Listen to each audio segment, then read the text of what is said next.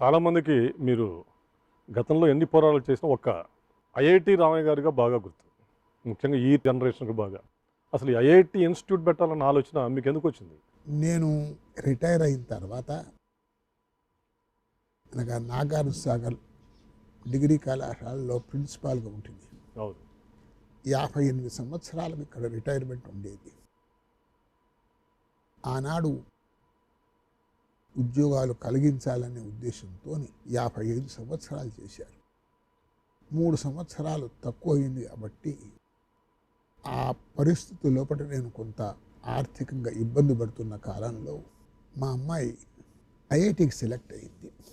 ఐఐటిలో పద్ధతి ఏముందంటే క్యాండిడేట్తో సహా పేరెంట్ని కూడా పిలుస్తారు.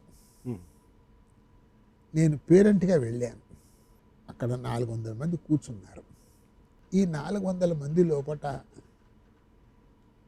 తెలంగాణ వాళ్ళు లేక ఆంధ్ర తెలుగు మాట్లాడే వాళ్ళు ఎంతమంది ఉన్నారో కనుక్కోవాలనే ఉద్దేశంతో 20-25 మంది కన్నా ఎక్కువ లేరు. మిగతా వారందరూ కూడా ఎక్కువ టెమిలియన్సే. నాకు ఒక జిజ్ఞాస మొదలైంది. సంఖ్య తక్కువ ఉంటే తెలుగు మాట్లాడేవారు యొక్క ఆర్థిక పరిస్థితి విద్య ద్వారా ఎలా బాగుపడుతుందనేటువంటి నాకు ఒక ప్రశ్న ఆలోచన మొదలైంది. ఆ ప్రశ్నతోనే నేను హైదరాబాద్కు తిరిగి వచ్చాను.